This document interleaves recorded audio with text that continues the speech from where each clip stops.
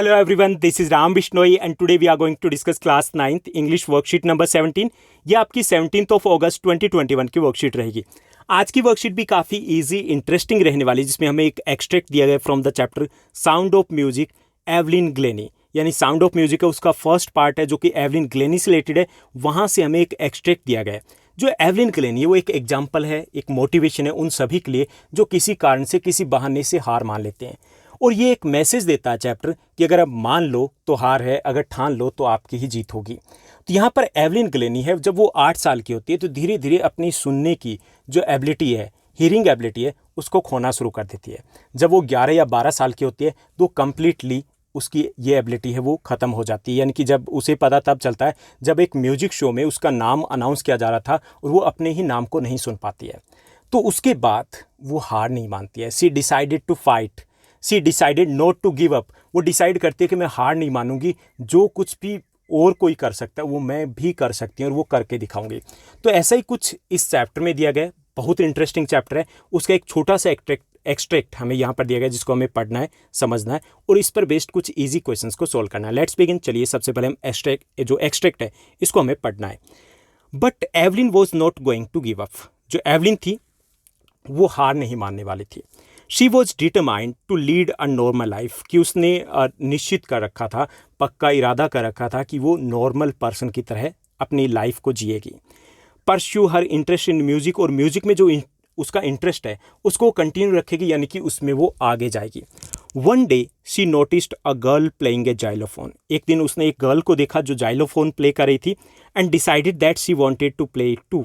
और वो डिसाइड करती है कि वो उसे प्ले करेगी। Although she was unable to hear, हालांकि वो सुन नहीं सकती थी। Yet she decided that she wanted to play it too. वो डिसाइड करती है कि उसे बजाएगी, उसको प्ले करेगी।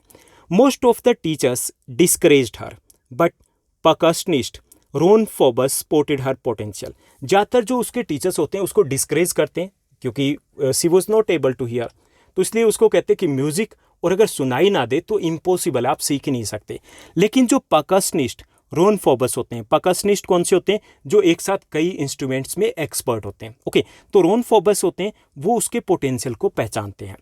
ही begin by tuning 2 large drums to different notes, कि वो शुरुआत करते हैं 2 बड़े ड्रम देते हैं, डिफरेंट नोट्स के ऊपर उनको बजाते हैं। Don't listen through your ears, he would say try to sense it some other way, कि इसको अपने कानों से मत सुनिए, आपको कुछ अलग तरीके से इनको सेंस करने की, फील करने की कोशिश कीजिए। सेज एवलिन, एवलिन कहती है suddenly I realized I could feel the higher drum from the waist off and the lower one from the waist down. तब सडनली एवलिन रियलाइज करती है कि उसने जो बड़े वाला ड्रम है, हायर ड्रम है, उसको वेस्ट के अपर पार्ट से वो उसको फील कर रही थी, सेंस कर रही थी, और जो लोअर ड्रम है उसको वेस्ट के नीचे वाले पार्ट से वो उसको फील कर रही थी, सेंस कर रही थी। Forbes repeated the exercise, Forbes है उस एक्सरसाइज को रिपीट करते हैं। And soon Evelyn discovered that the she could sense certain notes in different parts of her body. और तब एवलिन को रियलाइज होता है कि वो काफ़ी सारे जो म्यूजिक के नोट्स हैं वो अपने बॉडी के डिफरेंट पार्ट्स से वो सेंस कर सकती है। I had learn to open my mind and body to sounds and vibration. Evelyn बताती है कि उसने सीखा कि कैसे माइंड और बॉडी के वेरियस पार्ट्स है उससे वो साउंड और वाइब्रेशन को फील कर सकती है, उनको समझ सकती थी। The rest was share determination and hard work, और बाकी चीज़ उसके डिटर्मिनेशन और उसके हार्ड वर्क पर डिपेंड थी। And she was determined to do something, और वो डिटरमाइंड थी इसलिए वो आगे, बहुत आगे जाती है। तो ये था हमारा एक्सट्रैक्ट। अब इसी पर बेस्ड कुछ ईजी क्वेश्चन दिए गए। फर्स्ट जो हमारा क्वेश्चन दिया गया, based on the given extract, जो हमें एक्सट्रैक्ट दिया गया उस पर based What did Evelyn not think about pursuing music, यानी कि इसमें से क्या है जो एवलिन नहीं सोच रही थी। ठीक है, ये हमें बताना है, नहीं सोच रही थी। तो इसमें फर्स्ट है I can do anything I want to do, मैं कुछ भी कर सकती हूँ जो मैं करना चाहती हूँ, ऐसा वो सोच रही थी। ठीक। सेकेंड है I will work hard and prove my self, कि मैं हार्ड वर्क करूंगी और खुद को प्रूव करूंगी। सी वॉज थिंकिंग दिस टू, ये भी वो सोच रही थी। थर्ड है I will not stop trying, कि मैं ट्राई करना बंद नहीं करूंगी, मैं ट्राई करूंगी बार बार, ये भी वो सोच रही थी। डी ऑप्शन है, फोर्थ ऑप्शन है, nobody wants me here I should go back home, कि कोई भी मुझे यहाँ नहीं चाहता इसलिए मैं वापस घर चली जाऊंगी। तो ऐसा उसने बिल्कुल नहीं सोचा था। तो इसमें करेक्ट आंसर आपका डी रहेगा, ऑप्शन फोर्थ रहेगा। नेक्स्ट जो हमारा सेकंड क्वेश्चन है, हर टीचर टोल्ड हर, उसके जो टीचर है उसको बताते हैं not to listen through ears but sense it some other way, कि इसको कानों से नहीं सुनना बल्कि किसी और तरीके से इसको सेंस करना है। ओके, फील करना है। Why do you think he said so, उसके टीचर ऐसा क्यों कहते हैं। फर्स्ट ऑप्शन है he was trying to befool her in trying without ears, कि वो उसको पागल बना रहे थे, मूर्ख बना रहे थे कि बिना कान के तो आप सुन ही नहीं सकते, ओके, म्यूजिक को सीख ही नहीं सकते। सेकंड ऑप्शन है ही thought of making the things tough for her, वो उसके लिए सारी चीज़ें मुश्किल बनाना चाहते थे।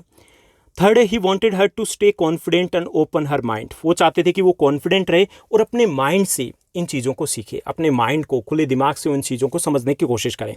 डी दिया गया he agreed with rest of the teachers and try to fail her, वो बाकी टीचर्स के साथ एग्री करते थे कि वो कुछ नहीं कर सकते और इसलिए वो उसको फेल करना चाहते थे, ओके, उसको डिस्करेज करना चाहते थे। तो इसमें आपका करेक्ट आंसर रहेगा यहाँ पर सी रहेगा, यानी कि फर्स्ट क्वेश्चन है उसका करेक्ट आंसर आपका डी रहेगा और सेकंड का आपका करेक्ट आंसर रहेगा वो रहेगा सी।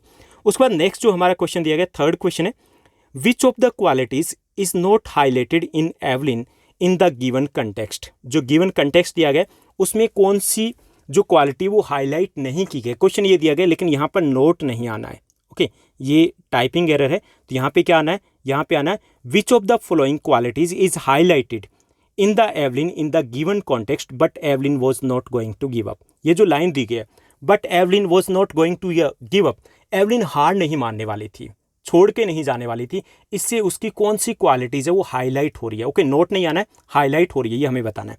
तो फर्स्ट है इसमें ऑब्स्टिनेट, सेकेंड है डिटरमाइंड, थर्ड है हेल्पलेसनेस, फोर्थ है ओवर कॉन्फिडेंट, फिफ्थ है लेबोरियस, सिक्स्थ है प्रिजर्वेंस, ओके। तो इसमें जो क्वालिटीज़ उसकी हाईलाइट हो रही है उसमें आपका करेक्ट आंसर रहेगा सी। सेकंड सी वॉज डिटरमाइंड, ये हाईलाइट हो रहा है, ओके। फिफ्थ है सी वॉज लेबोरियस, ये भी हाईलाइट हो रहा है कि वो हार नहीं मानने वाली, वो मेहनत करेगी, हार्डवर्क करेगी। सिक्स्थ है सी वॉज प्रिजर्वेंस, प्रिजर्वेंस क्या होता है कि जब हम डिफिकल्टीज़ के बावजूद पीछे नहीं हटते, डिफिकल्टीज़ के बावजूद हम आगे बढ़ना चाहते हैं, तो उसे बोलते हैं प्रिजर्वेंस। तो उसकी तीन क्वालिटीज़ डिटरमाइंड, लेबोरियस, प्रिजर्वेंस, ये हाईलाइट हो रही है, तो सी हमारा करेक्ट आंसर रहेगा। सिर्फ क्वेश्चन में हमें नोट को हटा देना है। उसके बाद हमारा फोर्थ क्वेश्चन रहेगा, फोर्थ क्वेश्चन है दे स्पॉटेड हर पोटेंशियल, उसके टीचर है उसकी पोटेंशियल को पहचानते हैं। Choose the option do not corresponded to the word potential here, कि हमें उस वर्ड को फाइंड आउट करना है जो पोटेंशियल के साथ कोरिस्पॉन्डेंट नहीं करता है, ओके। इसमें एनर्जी की बात की गई, ऊर्जा, फर्स्ट ऑप्शन दिया गया प्रोस्पेक्टिस, सेकंड ऑप्शन दिए गए एनर्जी, थर्ड ऑप्शन दिए गए कैपेसिटी, फोर्थ ऑप्शन दिए गए पॉसिबिलिटीज। तो इसमें 4 ऑप्शन दिए गए, तो पोटेंशियल का मतलब होता है, प्रोस्पेक्टिस की बात करें तो ये भी संभावना होती है, कैपेसिटी की बात करें तो ये कैपेसिटी का मतलब भी यही होता है कि जो हमारे में एबिलिटी है, पॉसिबिलिटीज़ का मतलब भी यही होता है कि हम में संभावनाएं है, एनर्जी का मतलब होता है ऊर्जा, ओके। तो ये एक अलग चीज़ है, पोटेंशियल नहीं है बल्कि पावर से रिलेटेड है। तो इसमें हमारा सेकंड जो पार्ट है, बी का सेकंड पार्ट है, ये आपका करेक्ट आंसर रहेगा। उसके बाद फिफ्थ हमारा क्वेश्चन दिया गया, फिफ्थ क्वेश्चन है pick the most suitable quote for this extract, इस एक्सट्रैक्ट के लिए मोस्ट जो सूटेबल कोट है वो हमें पिक करना है। तो इसमें आपका करेक्ट आंसर डी रहेगा सीधा। Life's greatest achievement is speaking ourselves up from failure, master Cheng Yan का ये स्टेटमेंट है कि हम जो कोट है ये कि लाइफ की सबसे बड़ी अचीवमेंट ये होती है जब हम अपने फेलियर से ऊपर उठ जाएं, जब हम फेलियर से, अपनी कमियों से अपने आप को ऊपर तक ले जाते हैं। तो ये इस एक्सट्रैक्ट को ठीक से एक्सप्लेन करा, तो डी हमारा करेक्ट आंसर रहेगा। तो ये थी हमारी आज की वर्कशीट जो काफ़ी इजी थी, इंटरेस्टिंग थी। आई होप आपको सब कुछ अच्छे समझ में आया होगा। अगर आपको ये वीडियो अच्छी लगी, सब कुछ अच्छे से क्लियर हुआ, तो इस वीडियो को लाइक और शेयर जरूर कीजिएगा। Thank you, bye bye, have a nice day.